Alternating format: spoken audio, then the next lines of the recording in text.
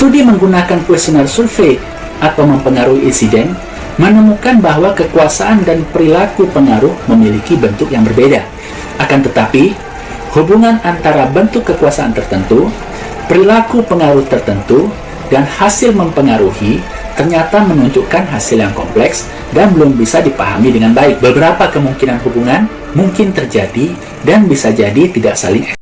Kekuasaan agen dapat secara langsung mempengaruhi pilihan agen dalam memilih taktik mempengaruhi seperti yang digambarkan oleh panah nomor 1. Beberapa taktik memerlukan jenis kekuatan tertentu agar dapat dilaksanakan dengan efektif, dan seorang pemimpin dengan kekuasaan yang relevan lebih mungkin untuk menggunakan taktik ini. Sebagai contoh, taktik pertukaran memerlukan kekuasaan berdasarkan imbalan, di mana agen akan memiliki sesuatu yang bernilai untuk dipertukarkan dengan seorang target. Bentuk tekanan yang kuat seperti peringatan dan ancaman mungkin lebih untuk digunakan oleh seorang agen yang memiliki beberapa kekuasaan yang memaksa atas seorang target. Persuasi rasional lebih mungkin untuk digunakan ketika agen memiliki pengetahuan yang diperlukan untuk menjelaskan mengapa instruksi yang diberikan itu penting dan layak dilaksanakan. Beberapa taktik pengaruh mungkin mempunyai efek langsung pada sikap sasaran dan atau perilaku terlepas dari kekuasaan agen.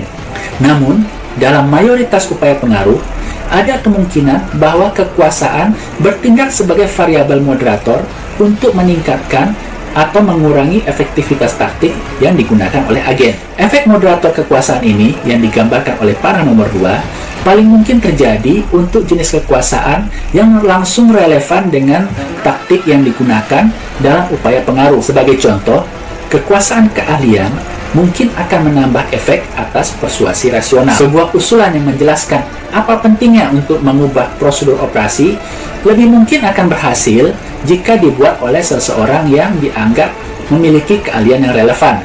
Efek antara yang sama mungkin terjadi untuk kekuasaan imbalan dan taktik pertukaran.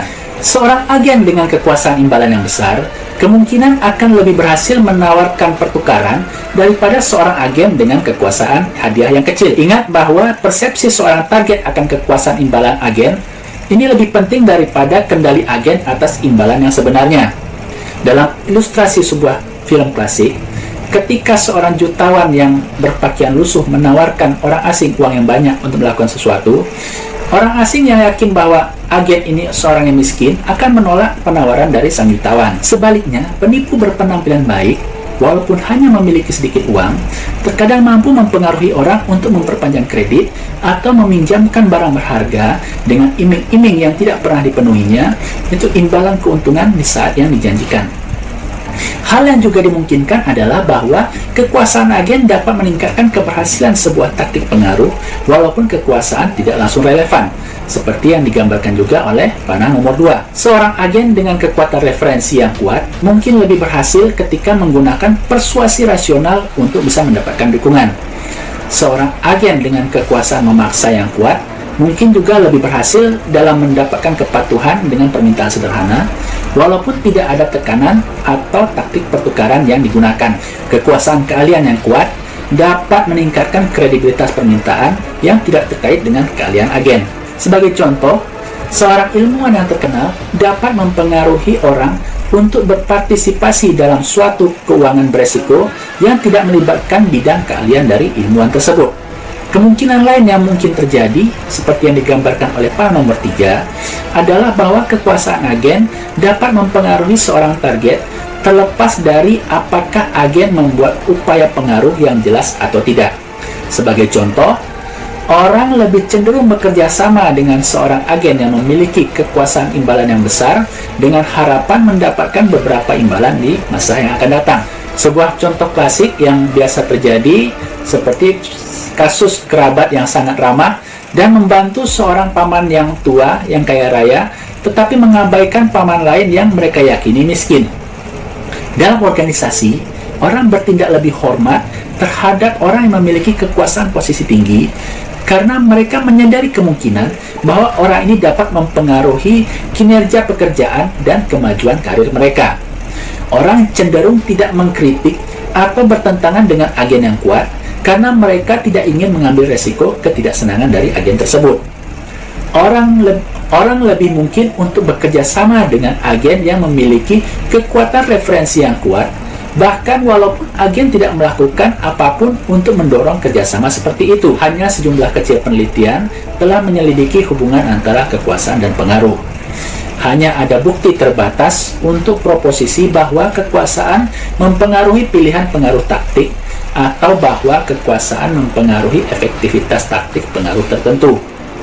Hanya ada bukti anekdot bahwa kekuasaan meningkatkan kepatuhan atau perubahan perilaku target secara independen dari penggunaan taktik berdasarkan kekuasaan ini. Jelas bahwa pertanyaan penelitian penting ini pantas untuk mendapatkan perhatian lebih pada penelitian-penelitian yang selanjutnya. Para mahasiswa sekalian, itulah tadi pembahasan yang telah kita lakukan mengenai kekuasaan dan pengaruh. Akhirnya kita ambil kesimpulan bahwa kekuasaan adalah kemampuan untuk mempengaruhi sikap dan perilaku orang dalam arah yang diinginkan. Wewenang adalah hak untuk mempengaruhi orang lain dengan cara-cara tertentu, dan itu merupakan dasar penting untuk pengaruh dalam organisasi formal.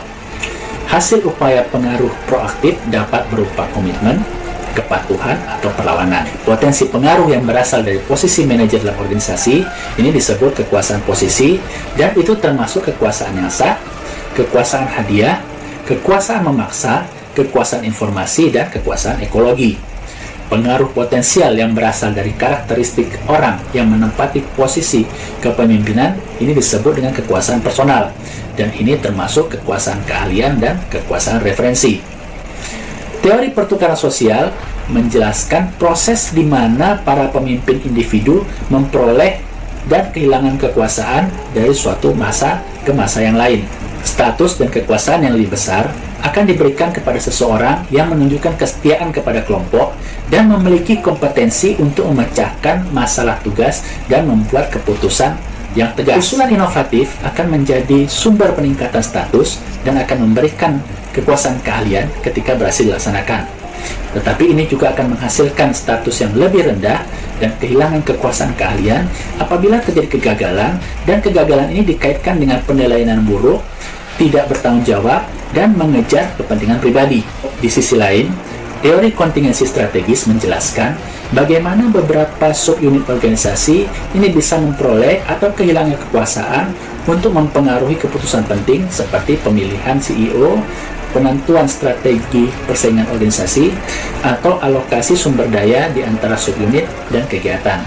Bagaimanapun, keberhasilan seorang manajer sangat tergantung pada caranya menggunakan kekuasaan. Kekuasaan dan perilaku pengaruh dapat dianggap sebagai konstruksi terpisah, meskipun mereka saling terkait dalam cara yang kompleks. Beberapa jenis taktik pengaruh umum yang berbeda dalam hal tujuan mereka ini termasuk taktik manajemen kesan, taktik politik, taktik proaktif, dan taktik reaktif atau perlawanan. Taktik proaktif yang paling efektif adalah persuasi yang rasional, konsultasi, kolaborasi, dan permintaan yang menginspirasi. Taktik apa yang digunakan tergantung pada situasi, dan pilihan taktik akan bervariasi tergantung pada apakah target adalah bawahan, rekan sejawat, atau atasan. Setiap taktis ini dapat gagal jika tidak digunakan secara terampil, atau digunakan secara tidak etis, atau tidak sejalan dengan situasi dan tujuan pengaruh. Para mahasiswa sekalian, itulah tadi pembahasan kita dalam bab kekuasaan dan pengaruh. Sampai berjumpa lagi dalam video selanjutnya. Wassalam.